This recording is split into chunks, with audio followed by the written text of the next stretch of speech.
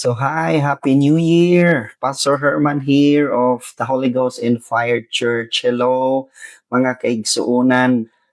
Blessed 2026 and even the rest of the year. Excited kita. So we are live and we are excited. We will be praying tonight or this afternoon. So you may join. Dali igsoon. Ubani ako sa pag-ampo, sa pagdeklarar, no? Uh, if you want nga magauban ka to have a fellowship, no? To declare that your year 2026 is your year, no? Your year to be accelerated, no? Makita nimo ang mga tinguha o imong mga ginaampo, no? So there will be a new things pagkabuhaton ng Ginoo sa imong life. It's not the end of your life, it's a new beginning. Amen. And even in the book of Revelation, nag-ingon dito that Jesus ang maong sinugdanan, Jesus the Alpha, the Omega. So magasugod ka because of Jesus. Amen. Because of His resurrection. Because Jesus is alive. Amen. So ayaw ka discourage. Ayaw ka luya. So hallelujah. Dali igsoon. Pagkaubani ako, no, to exalt the name of Jesus, to be refreshed, to be healed, to be delivered, to be redirected. Amen. Even in Lamentations 3:23, they are new every morning. Great is thy faithfulness. Great is our Lord Jesus. Amen. Walay laing labaw sa tanan. Amen. Kaniadto daghag butang nga labaw sa tong kinabuhi, ang kaagi, ang kasayop, ang mga tinawhanon, but sa dihang atong nailhan si Jesus, sa dihang ato ang nakaplagan ang iyahang gugma igsoon, ang iyahang kamaayo, no? Anaa gyud kang Jesus ang pagkamatuod o pagkabalaan o pagka faithful. Amen. Hallelujah. So praise the Lord. You may also comment, no, if you have also a prayer requests, no, we will pray in the Spirit. We will be filled with the Spirit of God. Ezekiel 11:19, and I will give them one heart, and I will put a new spirit within you, and I will take the stony heart out of their flesh, and I will give them an heart of flesh. Amen. So, mao kani atong ginatuhuan nga naa kang Jesus ang tanan nga siya ang magahatag kanato o kasing-kasing nga maluluyon, kasing-kasing nga makabati, no? Hallelujah. Ezekiel 18:31, cast away from you all your transgressions, whereby you have transgressed, and make you a new heart. Amen. And make you a new heart and a new spirit. For why will you die, O house of Israel? Hallelujah. No? So, ato nang pagkatalikdan tong mga kaagi, mga failure, mga sala, mga transgressions, no? Kung na-fail ka sa 2025, still, you are alive, still, naa si Lord, nagauban ka nimo. But this year would be different. This year would be a new, amen? Would be a fresh, would be a powerful beginning. Amen? Hallelujah. Even in Isaiah 43:19, behold, I will do a new thing. Now it shall spring forth. Shall you not know it? I will even make a way in the wilderness and rivers in the desert. Wow, what a promise. Mga imposible, posible kang Jesus. No, this year would be a year for you to experience breakthrough in miracle. Amen. Hallelujah. Can I hear an amen? Amen. You could also comment amen. Hallelujah. So, wow, God is so good. God is so good. Praise the Lord. Praise God. No?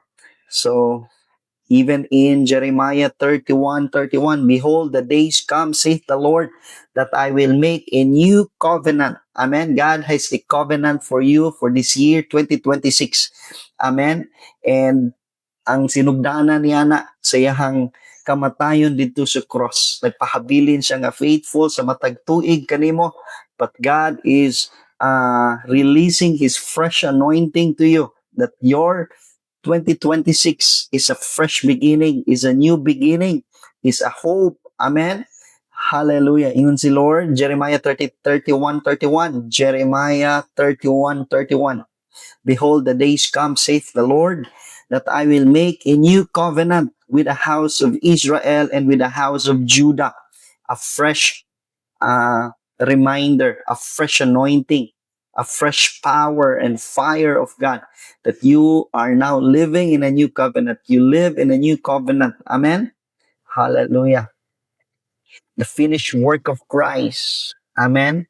We're excited sa mga pioneers, sa mga prophetic people, sa mga prophets, apostles, apostolic people, teachers, pastors, amen, evangelists, amen, sa mga leaders, sa mga individual nga mga magtuto ni Jesus. Amen. Exciting year kaning 2026. Amen. It would be a year of deliverance, a year nga makita na to ang manifestation sa itong mga giampo, sa itong gituhuan. This year would be a demonstration. Amen. It's a warfare, it's a victory. Amen. You say victory is a year of holiness, a year of righteousness, the fullness of Christ. Come on, people. Amen. So Hebrews 8:6. But now hath he obtained a more excellent ministry, by how much also he is the mediator of a better covenant, which was established upon better promises. Amen. For if that first covenant had been faultless, then should no place had been sought for the second. For finding fault with them, he saith, Behold, the days come, saith the Lord, when I will make a new covenant with the house of Israel and with the house of Judah. Come on.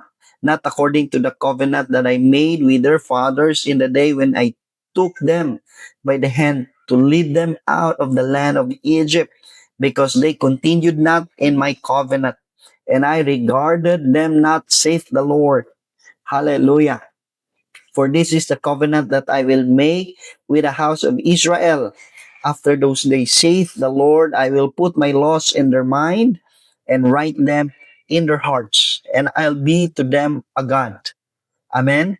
So, anay na nag-iyak kanimo igsoon, anay nakigugma kanimo, anay nagplano kanimo, ug iyang plano sa Dios kanimo madagayaon, no? Life, peace, powerful, and they shall be to me a people, no?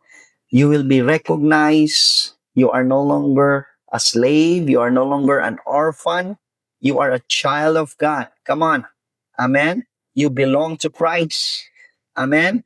Hallelujah. Hallelujah. Amen. So, come on, let's decree, let's pray. Hallelujah. No, let's believe. Let's release our faith. Hallelujah. Hallelujah. Prayer is one of the ways we release the will of God upon the earth. Amen.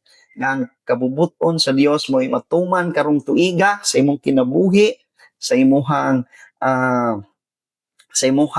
tawag sa Dios. Amen. Praise the Lord, no?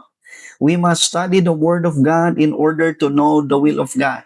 Amen. Atong pag-ampo, ang ato ang prayer, nganong anaay kahimuan, nganong mag-manifest, nganong tubagon gani sa Ginoo, kay ang atong pag-ampo, naggikan mismo sa Dios.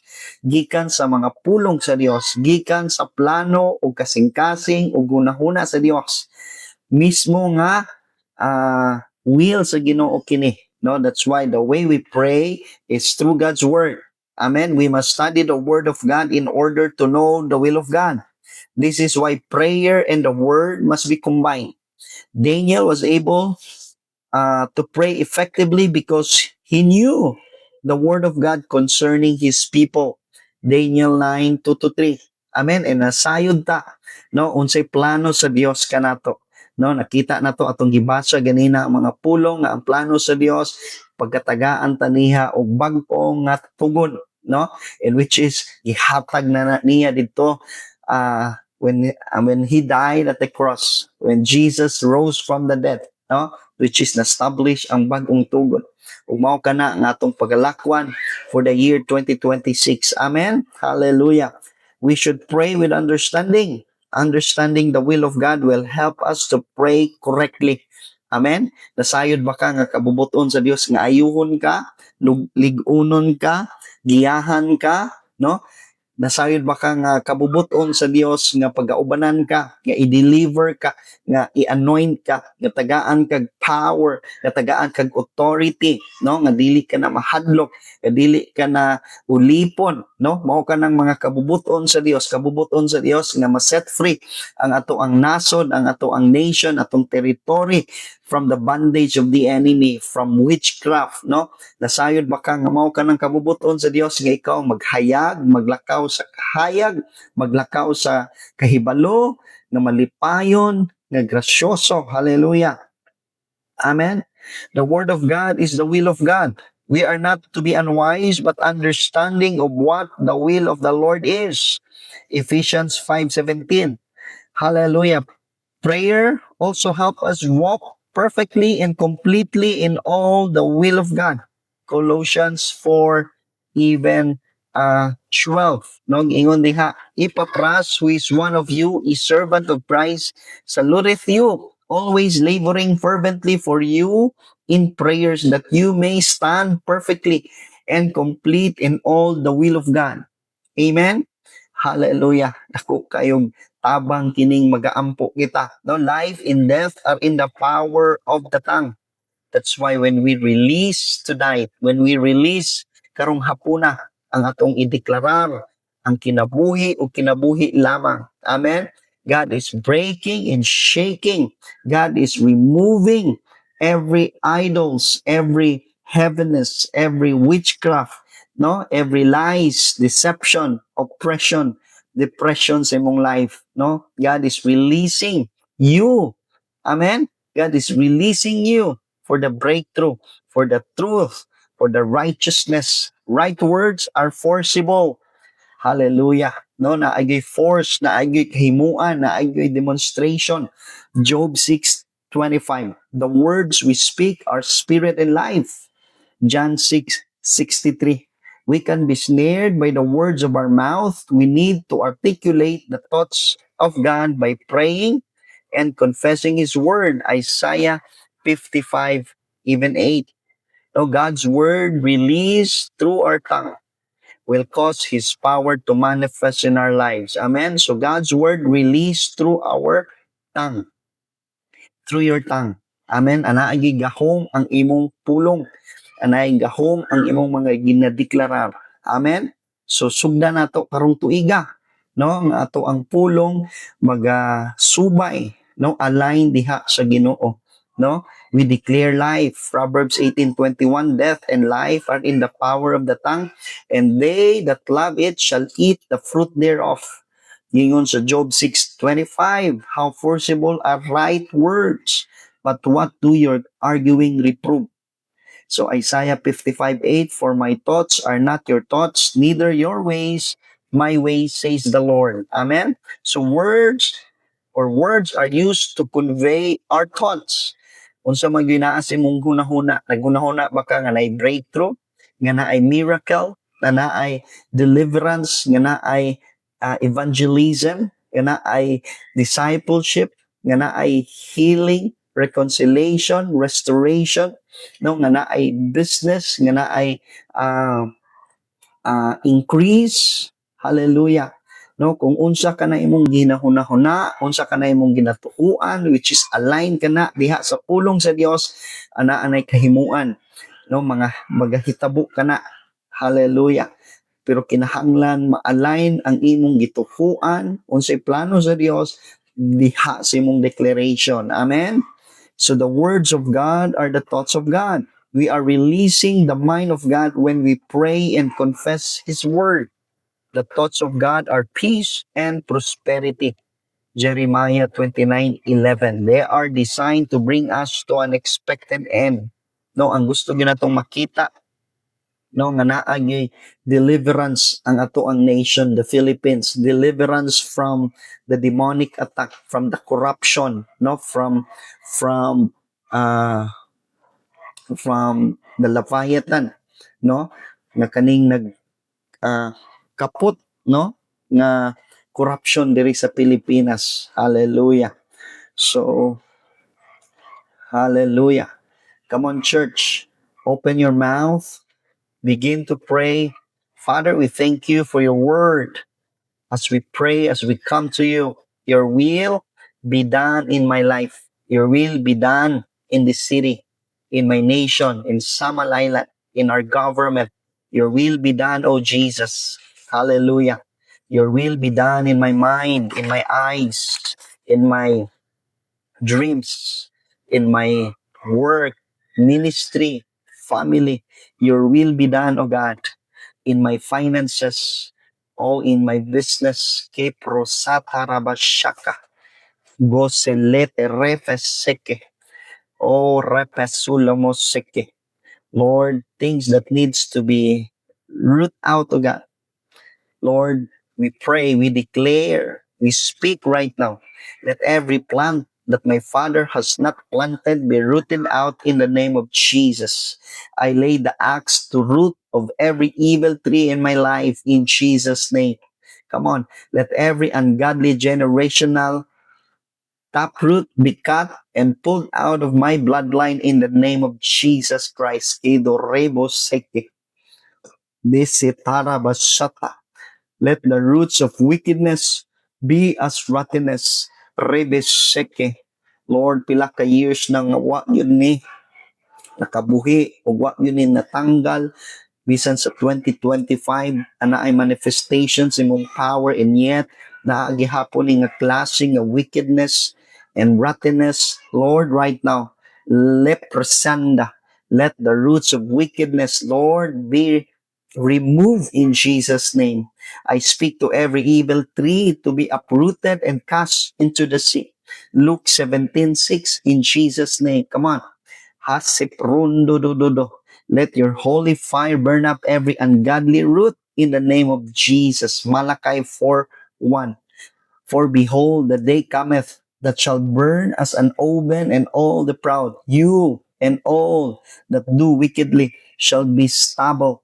And the day that cometh shall burn them up, saith the Lord of hosts, that it shall leave them neither root nor branch. Lord, we release Malachi 4:1.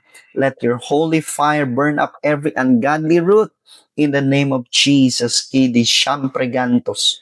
Rosiprate geselate reseke, resilemende que rebisolo sumpa katadia sike, liberoseke, dasilanto rosimpa tirati gasoto loboshike. Let every root of bitterness be cut from my life. Hebrews 12:15. Looking diligently lest any man fail of the grace of God, lest any root of bitterness springing up trouble you, thereby many be defiled. Lord, let every root of bitterness be roshatalabaska, be kipriminde. Lord, be cut now, be cut right now in my life in Jesus' name. Lusotarabasuke. Refete. Let the prophetic word be released to root out evil kingdoms. Jeremiah 1:10.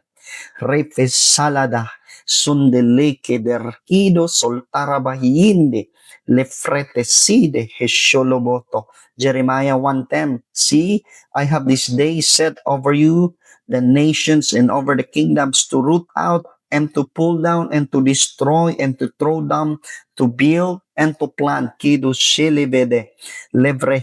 Every darkness, every kingdom of darkness, every schemes of the devil, visit Lubramanta, be root out and to be pulled down. Libresando, Rofosoko over your family, Refasata over your life, Brasigo Robata. Lord, we release the prophetic word right now. Livresete, cut it off, oh God. Lisiprene, Resikurosoto. Let any evil person planted in my church be rooted out in the name of Jesus. Let any sickness rooted in my body be plucked up in the name of Jesus Christ. Kito lebo sanda.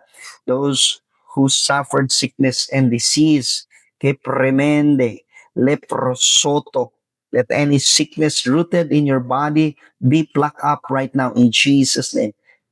Presente. Let every bramble and needle be plucked up from my life or even from your life in Jesus' name. Let all thorns be burnt out of your life, in my life, in Jesus' name. Isaiah 10:17. And the light of Israel shall be for a fire, and his Holy One for a flame. It shall burn and devour his thorns and his briars in one day. Livre sige, gushalaka. In Jesus' name. In Jesus' name. Hallelujah. Thank you, Jesus. Lishit hayudu sunte. Yepresete. Ibro Soto, my friends, my colleagues, oh, my classmates before, Sheke. I pray that the fire of God is going to consume every darkness, frustrations, lies, every demonic trees, Ketotan Rebo Soto, Ad Disote, even ministers, pastors, my friends, Lisotala Burakide Silamakate, Refusto Lobrinte, Shaliada, Shanturo Fusa Limine Ketelebeseke, Loprasata, Briers, Rapusto, Turns, Ke Porasaka, or thorns, Ketelemeseke. Oh, with your flame, oh God, with your fiery flame, Lord, consume it, that will Eva Tiruseke, every tosaka, every frustration, every negativity, every pain, every trauma. Oh, prosanta, Lord, be delivered. Lord, be cut it off. Be out right now by your fire, oh God, in Jesus' name. Be burnt out right now in Jesus' name. Oh, marital issues caused by these thorns, caused by these devouring thorns. Lord, devour it, destroy it, that demonic spirit, that lies, that deception in Jesus' mighty name. Let all spirits rooted out in rejections come out in Jesus' name.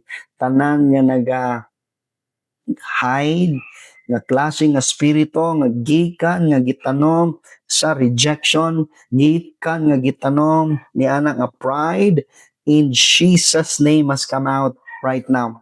All spirits rooted in rebellion come out in Jesus name. Nga nagikan sa rebellion, spirito nga nagikan o klase nga gitanom sa kaaway from rooted in rejection, pride, rebellion, I command to come out right now in Jesus' name. Let all spirits rooted in fear come out in the name of Jesus Christ. Let all spirits rooted in lust, sexual sin, come out in Jesus' name. Come on right now. Come out right now in Jesus' name. Oprasanda, refesheke. Come on, intercessors, if you're praying for your family, for your pastor, for your leaders, for your friends, nga naa niining situation, nga nganong nagpuyo siya sa rejection, nga nganong nagpuyo siya sa pride, nganong nagpuyo siya gikan sa fear, sa rebellion, sa lust and sexual sin, because of the spirit rooted, no, naigitanom nga klase nga spirito diha siyang kinabuhi nga nagikan sa rejection, sa pride, sa rebellion, sa fear, sa lust and sexual sin. I command to be come out right now in Jesus name. Let all spirits rooted in curses come out in the name of Jesus. Let all spirits rooted in witchcraft come out in Jesus name. Let all spirits rooted in any part of my body, in organs, come out in Jesus' name. Leprasata, reseke pronosote lebishanta, rasele brosete ke prosante lebisheke. Come on, librenetos, satelido shakaraya sete, deprapaseke, deselido santa labashaka. Come on, let's declare favor. Hallelujah. Hallelujah. Come on, 2026 is a year of favor for all of us, for you. Come on, believe. Lord, you have granted me life and favor. Lord, I thank you for life and life more abundantly. I thank you for the favor coming upon my life, coming upon their lives, oh God, in Jesus' name. I believe that new life and new favor had been ordained for us, for you, for me, in Jesus' name. Today I receive new life, new favor. I believe favor is a gift of heaven. I receive the gift of life, the gift of eternal life. Kesot halava shanta. Live fregende. I am the apple of God's eye. I am one of God's favorites. God's favor loves me. Come on. God favors me, loves me, keep ribindo do sike, and has chosen me from the foundation of the world to receive His grace and favor. I receive extraordinary favor on my life in the name of Jesus. Let me be well favored. Genesis 39:6. In Jesus' name. God bless us all. God bless you. Jesus loves you. We'll continue praying. Amen. So bye for now. Hope you enjoy our broadcast. You may follow also our Holy Ghost in Fire Church. Hallelujah. Hallelujah. And we have also a brethren here. Hi, Brother Ryan. Praise the Lord. Kamusta, Igsoon? Happy New Year. Bless you, bless you, bless you. Bless you all. But we'll continue. I'll be live in few minutes. Amen. So enjoy the rest of your afternoon. Amen. So Jesus loves you. We are victorious. 2026 is our victory. Amen. Bye, bye, bye.